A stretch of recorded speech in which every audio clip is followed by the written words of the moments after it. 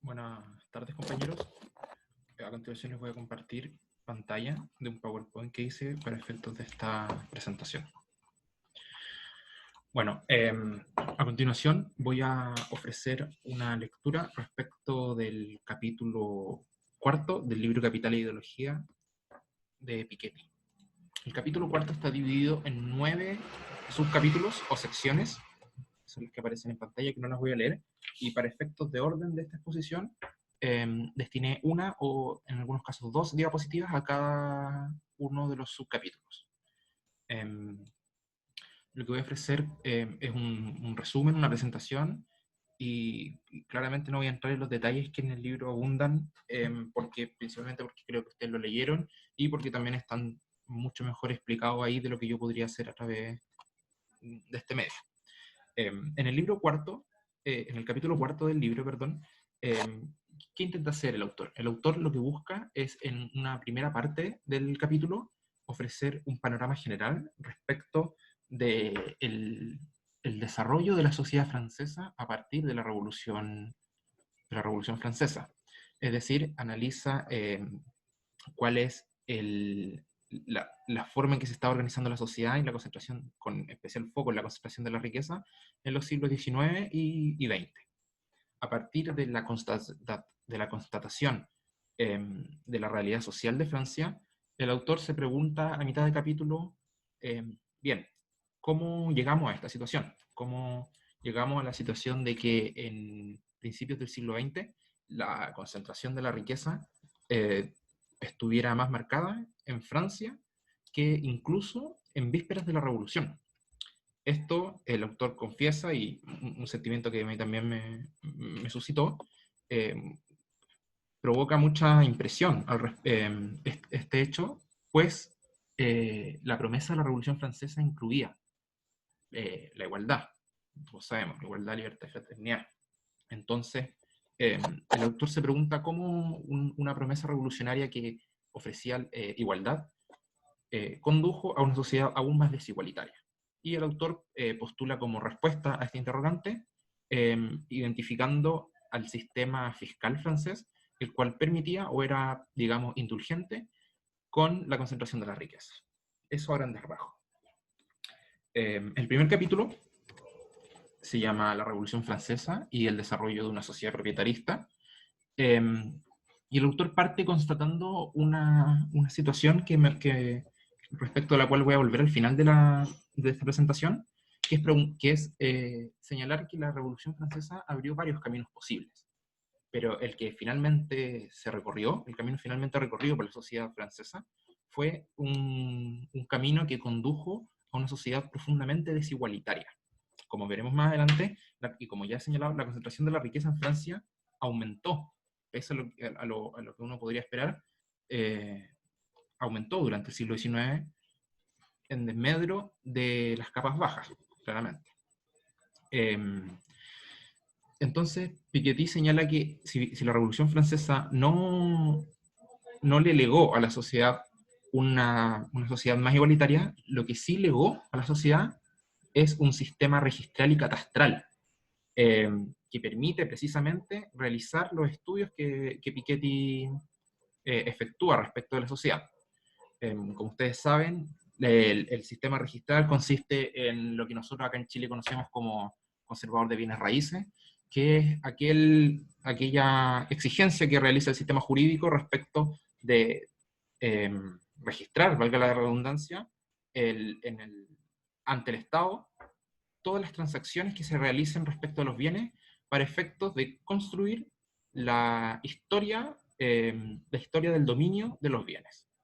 Esto sirve tanto para efectos de seguridad jurídica, pero también nos permite, a partir del análisis que realiza Piketty, identificar cuáles eran las concentraciones de la riqueza, pues el sistema registral también establecía como requisito la inscripción de las sucesiones, de las herencias. Entonces, a partir del estudio de la herencia y a partir del estudio de las inscripciones de, de, lo, de los traspasos de propiedad entre vivos, Piketty arriba a las conclusiones que más adelante expondré.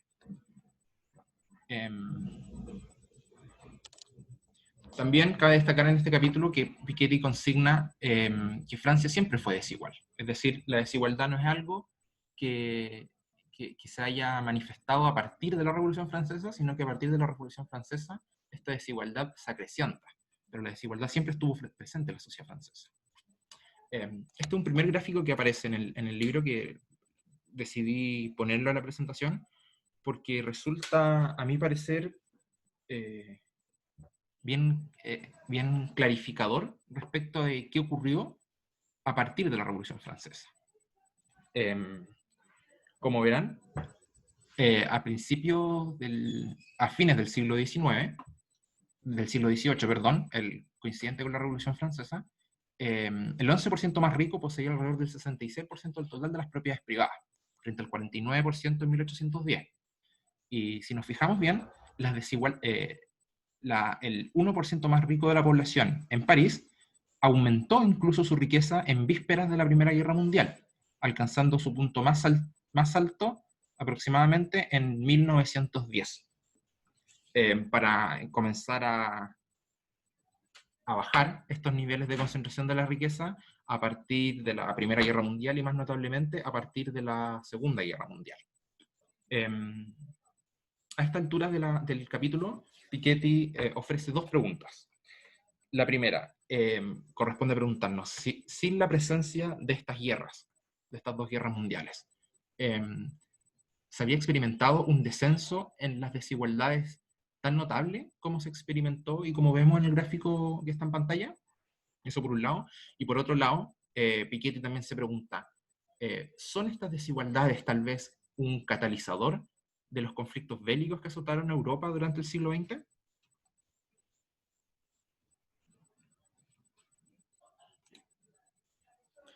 En el capítulo segundo, en el subcapítulo segundo del capítulo cuarto,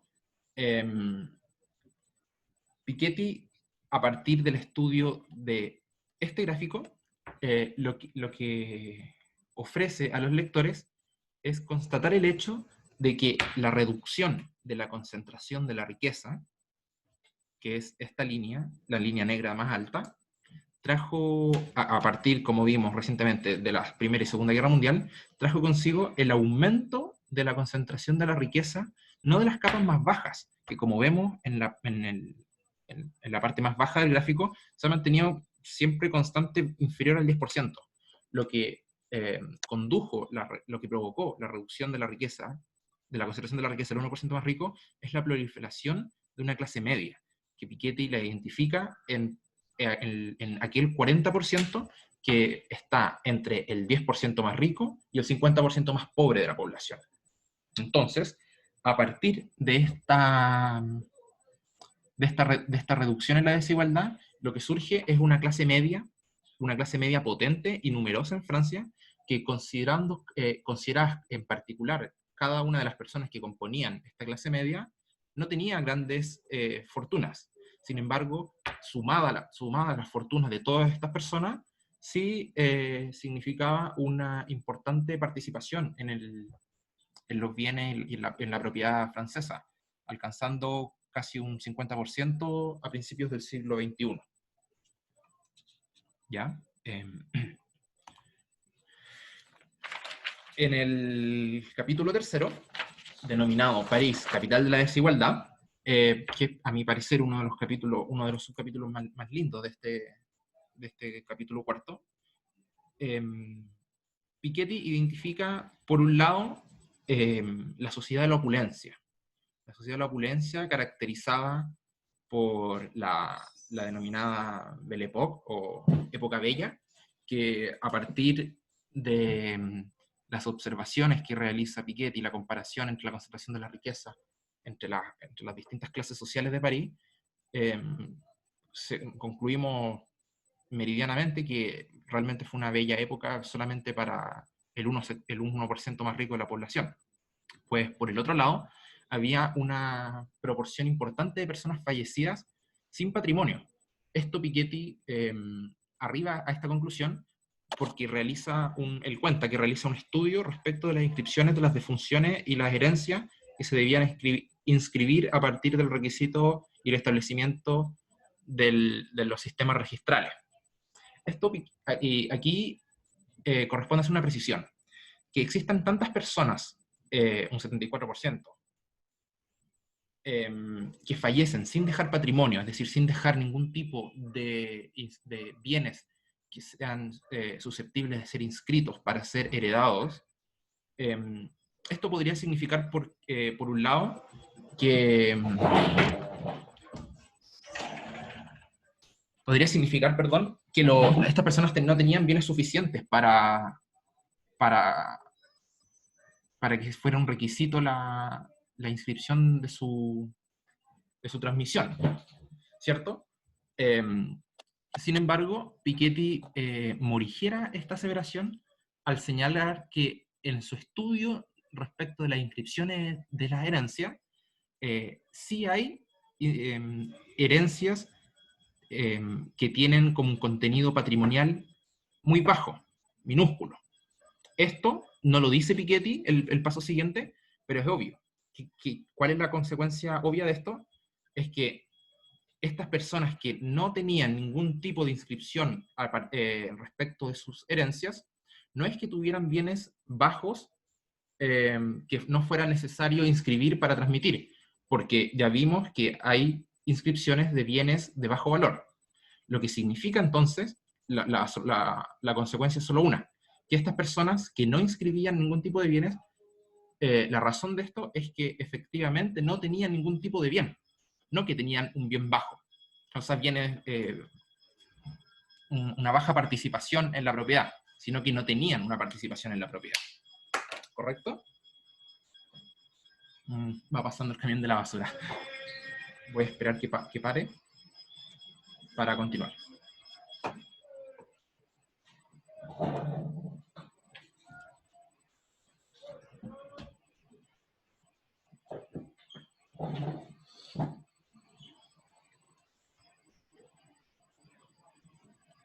Bueno, este capítulo se llama Entre la literatura y los archivos de herencia, porque como les señalaba recientemente, el Piketty estudia los archivos de herencia para concluir que existen personas que no tenían ningún tipo de bienes al momento de su muerte, lo cual denota una amplia pobreza en la sociedad. Y esto comparado con el gráfico anterior, o sea, sumado al gráfico anterior, nos refrenda la aseveración principal con la cual parte este capítulo, que es que las desigualdades en Francia se acrecentaron durante el siglo XIX a partir de la Revolución Francesa. Y por otro lado, haciendo una lectura de la obra Papá Girot de Honoré de Balzac, estas desigualdades también se reflejan en estas obras literarias. El universo literario de Balzac, según la lectura de Piketty, es un universo en el cual se describe a una Francia profundamente convulsa, una Francia donde las desigualdades eran evidentes en las calles, en las construcciones, en la falta de servicios básicos. Entonces, Piketty dice que la desigualdad en Francia, en definitiva, la observamos tanto al estudiar los archivos registrales de herencia, como la literatura que reflexionaba respecto de la época, paradigmáticamente Honoré de Balzac.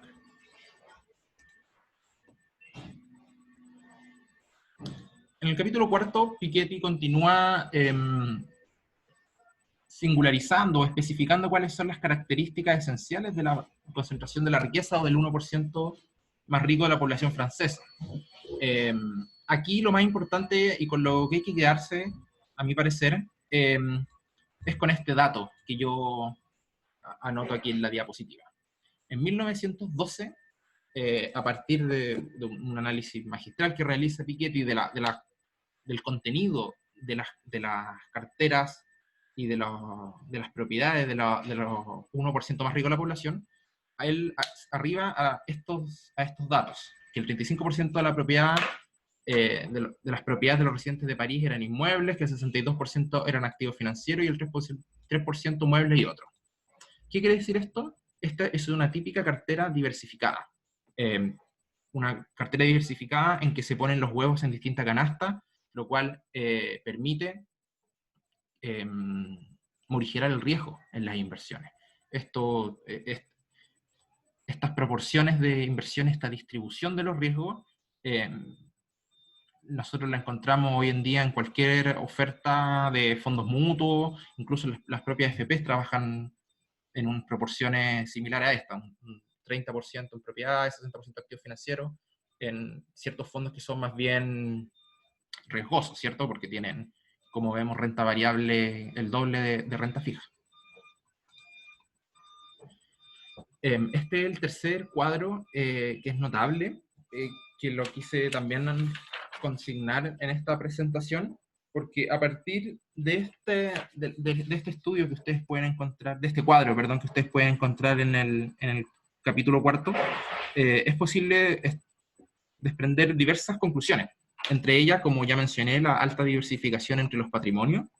También es posible concluir que los patrimonios están los patrimonios altos, que es el 1%, es decir, esta segunda fila, que representa el patrimonio del 1% más rico de la población, está sustancialmente más financiarizado, más abierto al mercado financiero que los demás.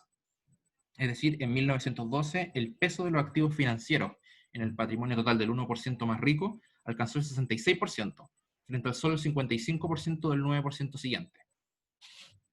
Y por otra parte, se observa que las inversiones financieras en el extranjero aumentaron enormemente entre 1872 y 1912.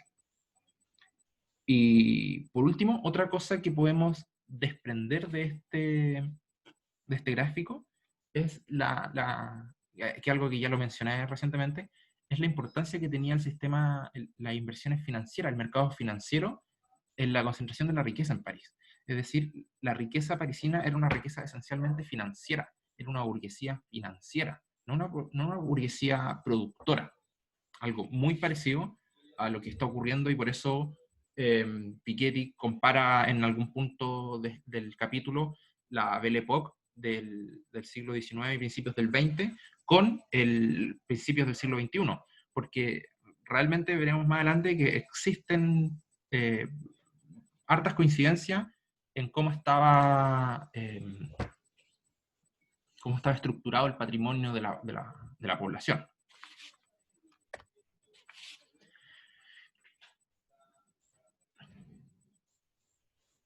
En el capítulo quinto, el autor propone un estudio más detallado de este periodo que ya ha abordado en otras partes, denominado la Belle Époque. Se caracteriza este momento histórico por la modernidad de sus estructuras financieras y por la profunda desigualdad. Estas son las dos características con las cuales el autor identifica este contexto histórico, y el autor anticipa que más adelante veremos que en el siglo XXI estos dos aspectos, la financiarización y las desigualdades, se ven de forma notable también en el siglo XXI. Así, hasta finales del siglo XX y principios del XXI, no se recuperaron los niveles de capitalización bursátil observados en París y Londres en vísperas de 1914. Y las inversiones financieras internacionales que entonces poseían los franceses y británicos más pudientes nunca pudieron ser igualadas. O sea, lo que había era un capitalismo financista que tuvo su auge durante este periodo de 1880 hasta la Primera Guerra Mundial, y luego, junto con la caída en las desigualdades, también se produjo una diversificación en la forma, en el contenido de los patrimonios, saliendo ya de la eminente del mercado financiero para trasladarse a mercados más productores. En este capítulo, Piketty, ya con todo lo que hemos señalado, se vuelve a preguntar: ¿qué pasó? ¿Qué pasa que la Revolución Francesa, que el ideal liberal el Estado de Derecho liberal que prometía, que tiene de sus tres promesas esenciales, la igualdad, produjo esto. ¿Cómo un sistema que prometía igualdad llegó a producir esto? Y Piketty, citando o recordando las palabras de Condorcet, uno de estos ilustrados que dotó de contenido estos ideales burgueses revolucionarios, señalaba que la cita es Condorcet. Condorcet afirmaba que las fortunas tienden naturalmente a la igualdad, a partir del momento en que se eliminan los medios artificiales de perpetuarlas y se establece la libertad de comercio e industrias. Piketty lo cita Condorcet como con cierta sorna, porque ya vemos que estas fortunas realmente no se tienden a igualar naturalmente. Sin embargo, yo aquí quiero deslizar una pequeña crítica al autor, en el sentido de que para que las fortunas se tendieran a igualarse con el tiempo, Condorcet establecía ciertos presupuestos básicos para que esto ocurriera, como es el establecimiento, la eliminación de los medios artificiales que perturbaban la igualdad natural en la que este tipo creía. Sin embargo, yo creo que no podríamos nosotros juzgar como irrealizable el ideal burgués o, o darle una evaluación negativa porque no logró reducir las igualdades, porque primero habría que ver si efectivamente lo que se realizó durante el siglo XIX fue la materialización y la implementación de los presupuestos liberales que, de cumplirse, conducirían a la igualación de las riquezas, de los patrimonios entre las personas. A mi parecer, eso nunca ocurrió. Razón por la cual me parece que al menos teóricamente, el, el, el ideario liberal, el ideario burgués, no permanece incólume a esta crítica, porque lo que ocurrió a partir de la Revolución Francesa no fue un liberalismo eh, teórico de manual a la Condorcet, digamos.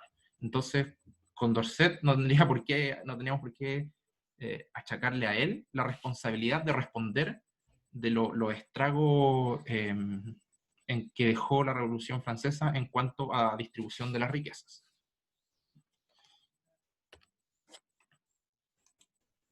Capítulo sexto. El sistema fiscal en Francia de 1800 a 1914. Vista la situación dramática de la distribución de la riqueza que nosotros vimos en Francia hasta 1914, Piketty se pregunta, ¿cómo llegamos a esto? ¿Qué pasó? Y él propone como una respuesta provisoria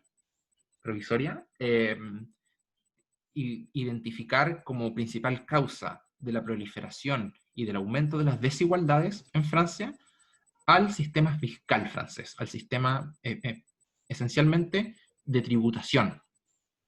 Aquí Piketty desarrolla y estudia cuál es este sistema establecido a partir de la Revolución Francesa en Francia, el cual está conformado y a grandes rasgos, aquí sí que no voy a entrar en detalle porque esta parte es la que yo me refería que está súper bien explicado, a mi parecer, en el libro, por lo cual pierde un poco de rendimiento que yo intente traspasar a mis palabras a lo que está ya perfectamente explicado en el libro. Sin embargo, a grandes rasgos y en resumen, el sistema francés estaba constituido de dos grandes sistemas tributarios o grandes tipos de tributo.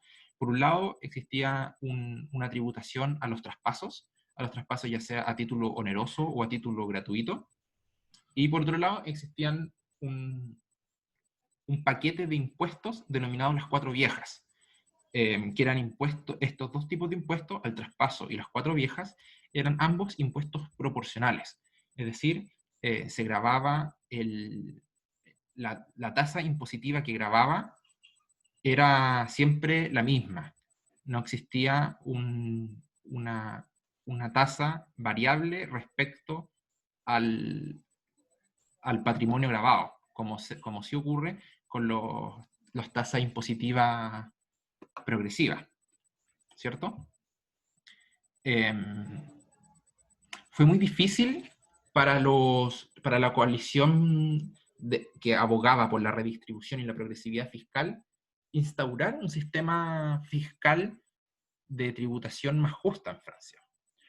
Fue extremadamente difícil. De hecho, las discusiones que Piketty recuerda en el libro que se suscitaron respecto a esto, hablan mucho respecto de una cierta política del miedo que establecían los sectores conservadores de Francia, que también recuerdan mucho a la política del miedo de los sectores de los primeros días de la Revolución, en el sentido de, oigan, no podemos establecer un sistema de impositivo progresivo, porque esto es abrir la puerta en el fondo a que los pobres se subleven y avanzar a una redistribución de las riquezas que en ningún caso es nuestro objetivo, señalaban los sectores conservadores de Francia y los sectores conservadores en el seno del cuerpo revolucionario francés.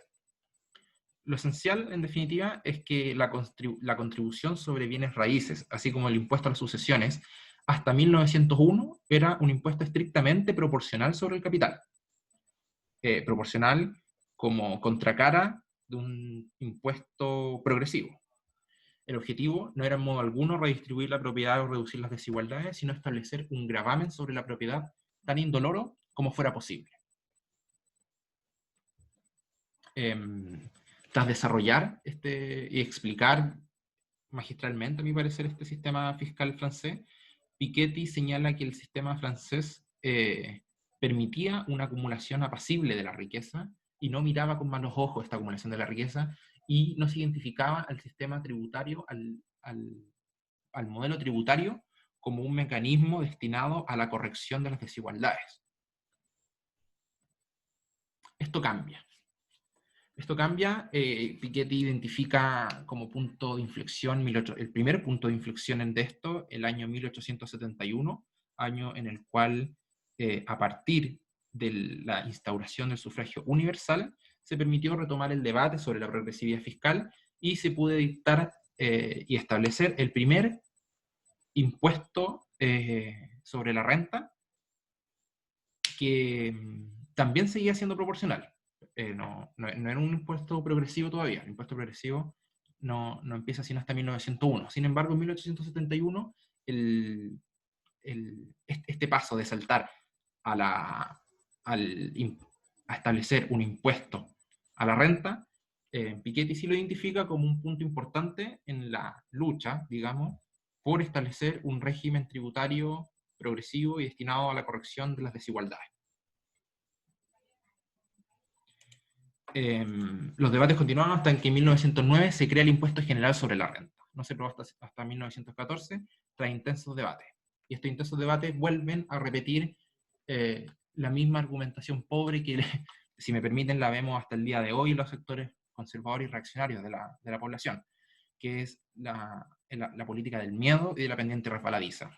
Si abrimos esta puerta, si permitimos que esto ocurra, el día de mañana vendrán por todos. Y aquí hay una parte notable. Esto para mí es una de las partes más importantes del capítulo, que la transcribí, parece que literal. Piketty identifica